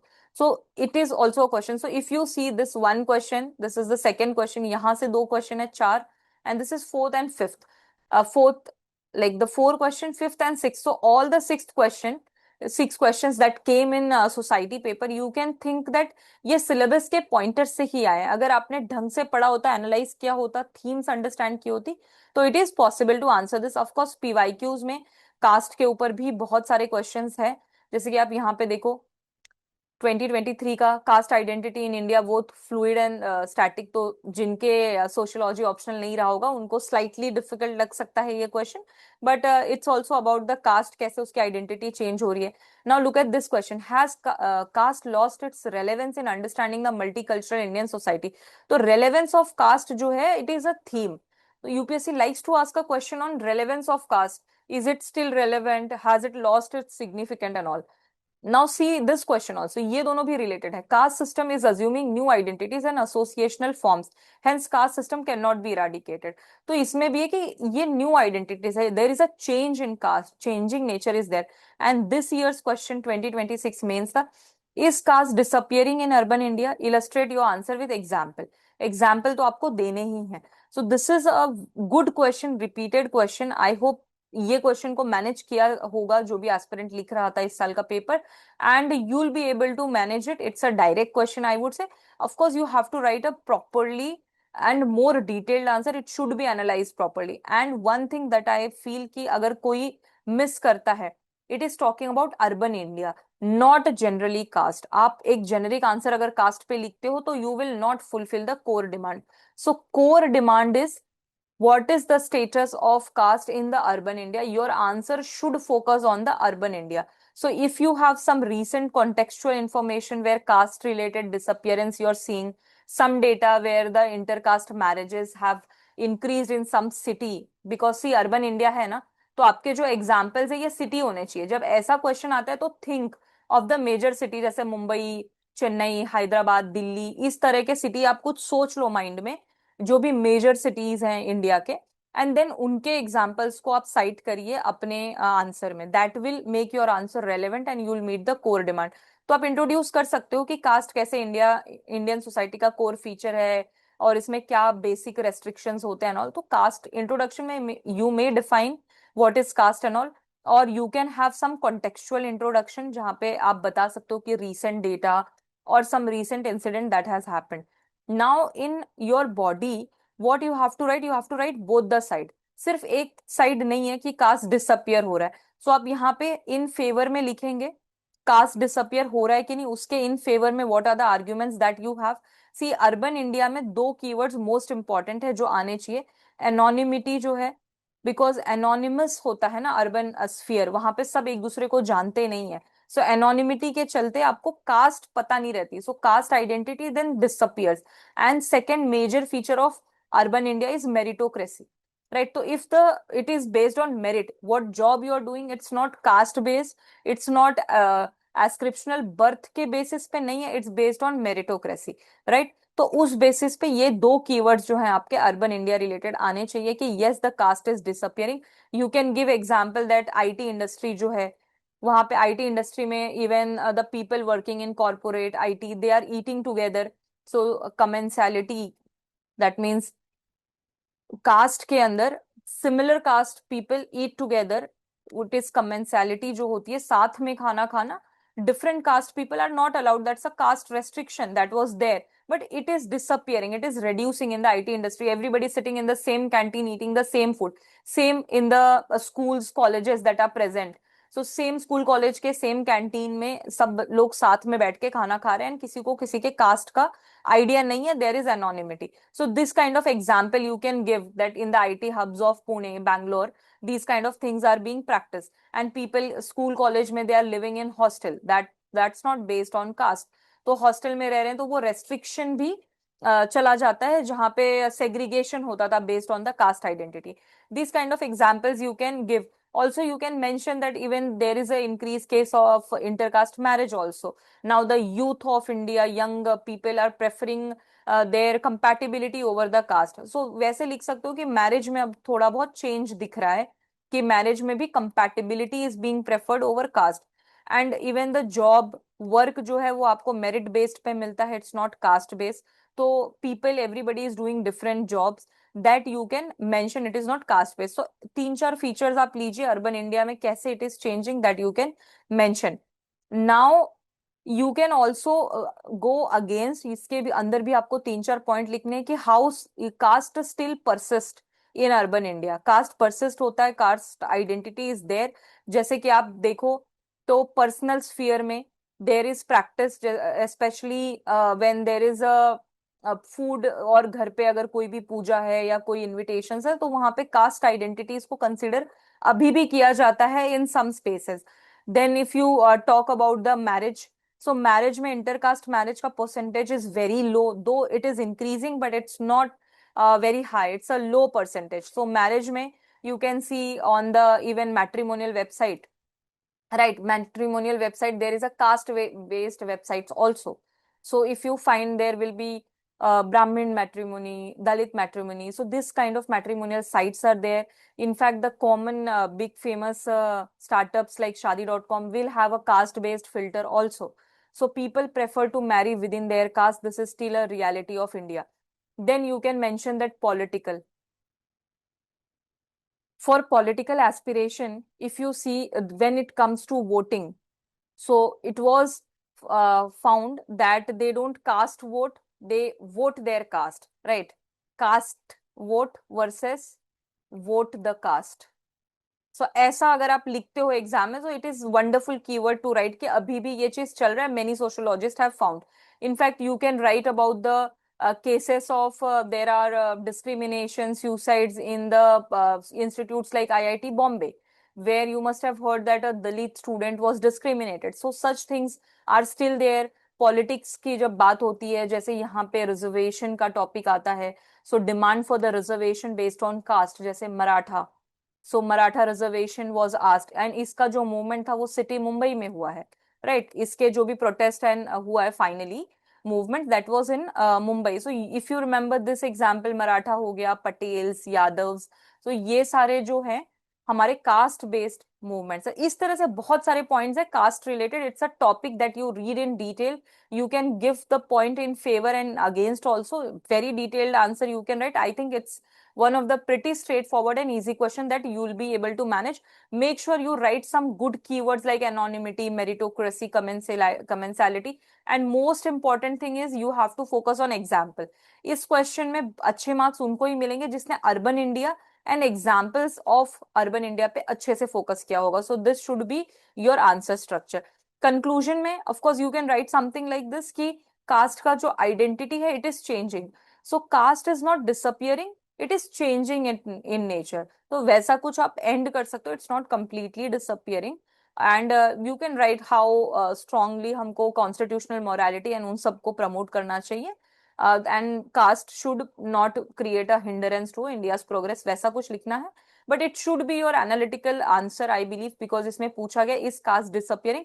So you can write no, the caste ka nature is changing, and or you can write that it is being practiced, or it is not it is disappearing in public sphere but still being practiced in the personal sphere. इस तरह के किसी तरह का आप answer जो है conclude कर सकते हो इस आंसर को. Okay, now let's go to the next question. Critically examine the challenges of demographic transition in contemporary India. Okay, it is also a straightforward question. Society में population is an important theme, and demography के related the dividend that is there, right? Demographic dividend India has. Based on this question is expected every year. Demographic dividend आपको पता होना चाहिए. Also then we have aging population पे भी question आया हुआ है, या geriatric care, right? Especially in the sociology optional. So इस तरह की जो चीजें हैं they are coming in the examination. So it is also a pretty straightforward question. It can be written. Of course, it is a 15 marker, so you need to write all the dimension. You need to write many points. You have to write 3 pages. You need to have good amount of data and analysis for this answer, right? And let's see if there are more question. Demography जो है इसके related PYQs में question है. For example, this was GS1. What is the concept of demographic winter? This was a tough question that year. Okay, demographic winter का जो question आया था, it was a particularly specific term asked. This year, it is about the demographic transition that has been asked. So it was in the 2024. Also look at this, discuss the main objectives of population education and point out the measure. So population education related to demography, empowering women is useful in population control. Examine whether growing population is the cause of poverty or poverty is the main cause of population increase. So population related demography, how it is transitioning, what is the cause, some analysis has been asked. हमें ये पढ़ना चाहिए. And present scenario में the theme का current relevance, जैसे कि आपके syllabus में पॉपुलेशन या डेमोग्राफी एक कीवर्ड है, एक थीम है. इसका अब करंट इवॉल्व कैसे हो रहा है ये theme presently, what is the current context of it. Majorly the issue is of elderly population, that is one issue. Also divergence in demography, as in north versus south divide जो चल रहा है. north में the population is young, south में the population is going down. The total fertility rate has decreased to the replacement level. तो इस तरह के बहुत सारी चीजें constantly in news में हैं, और इस क्वेश्चन को आप मैनेज कर सकते हो. इंट्रोडक्शन में you can definitely write what is demographic transition, how from the high birth rate and high death rate we are moving towards low birth rate and low death rate. So there is a transition in demography. This you have to address in the intro itself, that what it means by the demographic transition, so that now you can write what are the challenges. In challenges you can also divide it. तो इस question को structure अगर आप अच्छे से करोगे, you will be able to generate the point. तो आप चैलेंजेस सोचो कि क्या क्या हो सकते हैं. जैसे कि आप डेमोग्राफिक डिविडेंड है तो स्किलिंग के लिए एम्प्लॉयमेंट के चैलेंजेस हैं, स्किलिंग द यूथ, अनएम्प्लॉयमेंट, ये सब जो भी हमारा employment, providing the employment skill, all these things are there specially for the demographic dividend जो है हमारा. It should not become a demographic disaster. So these kind of keywords should be there. Demographic dividend should not become a demographic disaster. These kind of keywords must be there. This you can write. Then you have to talk about the elderly population. That is our main focus. There is another word called geriatric care. So this is also a problem, as in the population is aging.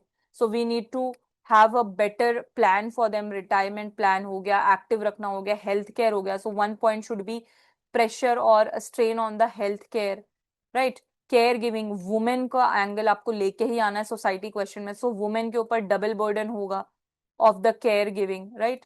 So they have to take care of the young children also as well as the elderly population.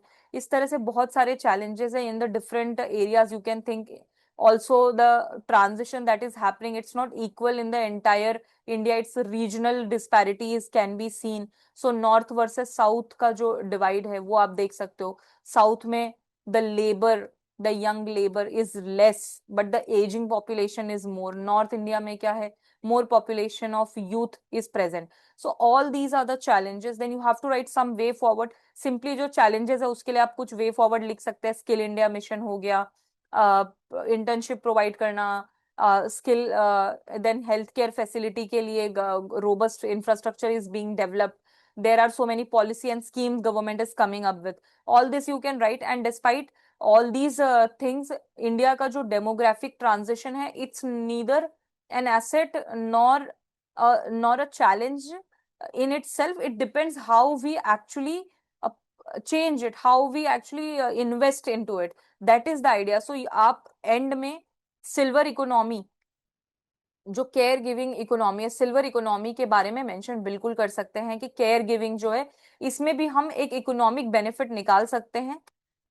And healthy ageing के ऊपर focus करना है, healthy ageing के ऊपर focus करना है. And demographic dividend का best benefit उठाना है हमें. It should not become a demographic disaster. That should be our idea.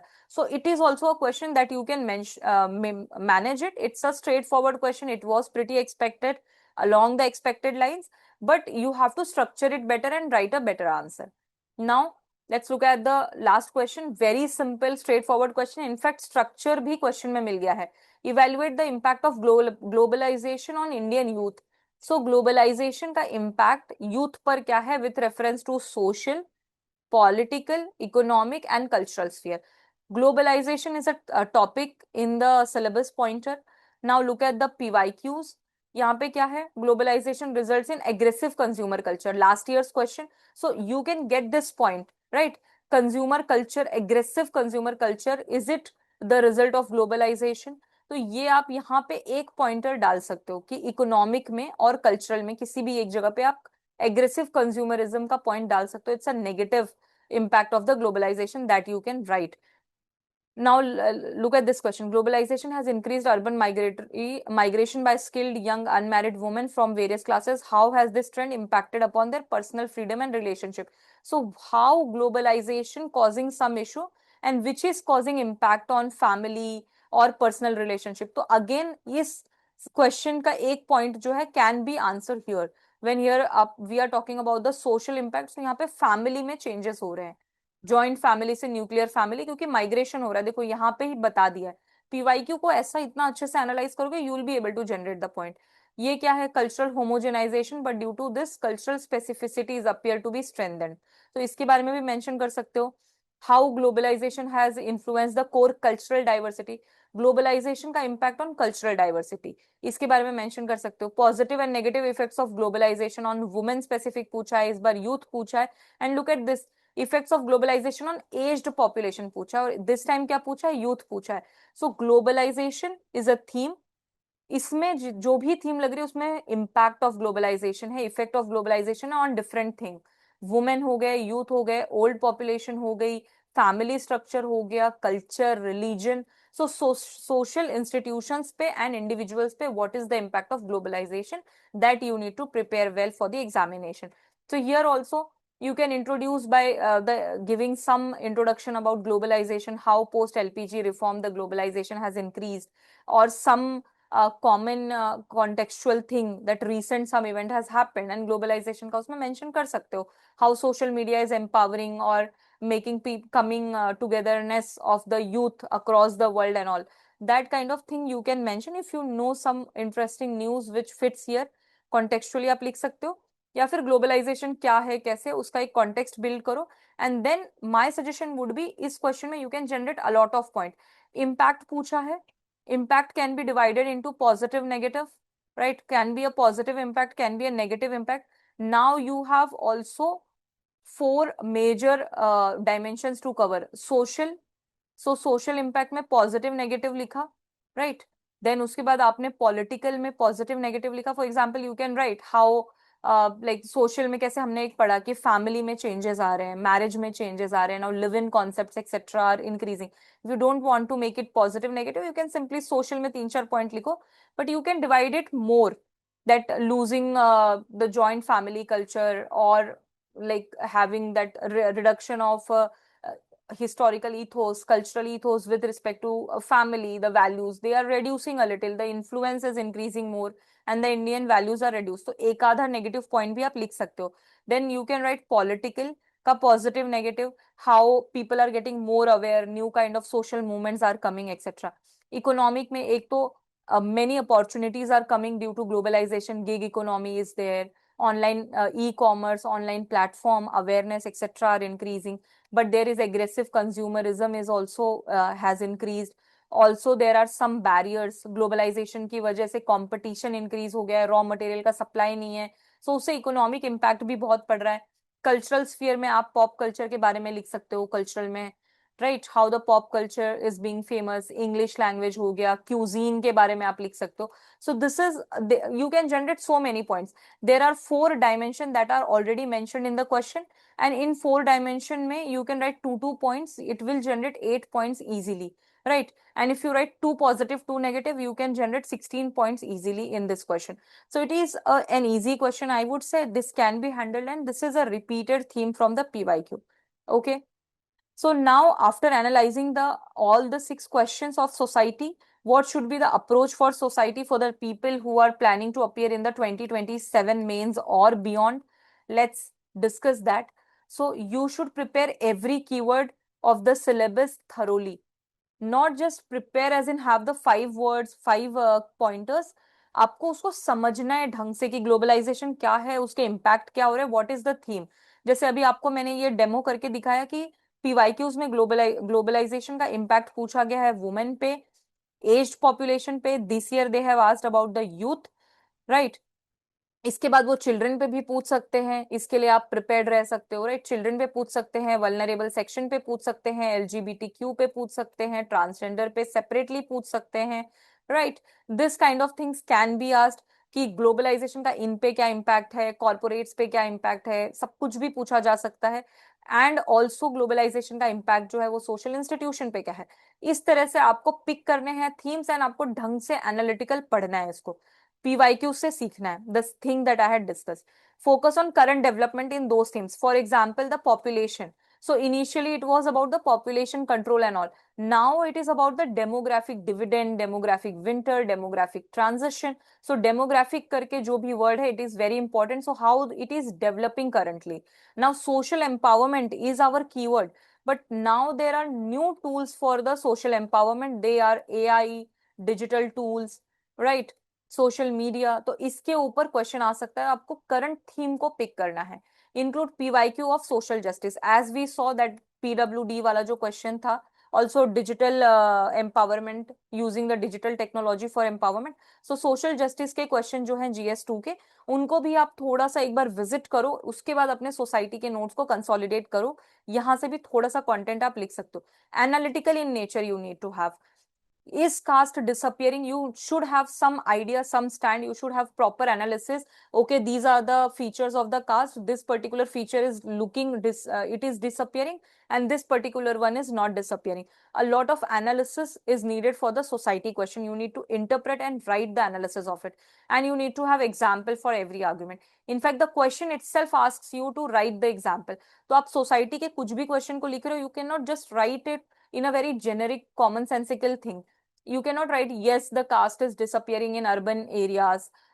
ऐसे नहीं लिखोगे, आपको लिखना पड़ेगा कि now it is based on meritocracy, the jobs which were initially reserved based on the caste is now open to everyone, and it is not being checked, rather meritocracy is checked. You can give the example of IT industry and all those things. ऐसे आपको हर argument के लिए example होने चाहिए. So whenever you are reading for society or making your notes, make sure you're having a lot of examples from newspaper, from your notes and from everywhere that you're seeing. In fact, खुद के भी आजू बाजू आप observe करिए, because society जो है, it's an easy subject to understand. The difficulty comes in the writing. तो लिखने के लिए आपके पास एग्जाम्पल्स अच्छे होने चाहिए, एनालिटिकल स्किल्स होनी चाहिए, एंड आर्ग्यूमेंट्स को आपको प्रॉपरली बैक करना है विद ईदर डेटा और the example. So this should be your approach for the society. I hope you have completed the GS1 analysis, and stay tuned for the other papers analysis. Thank you for watching the session.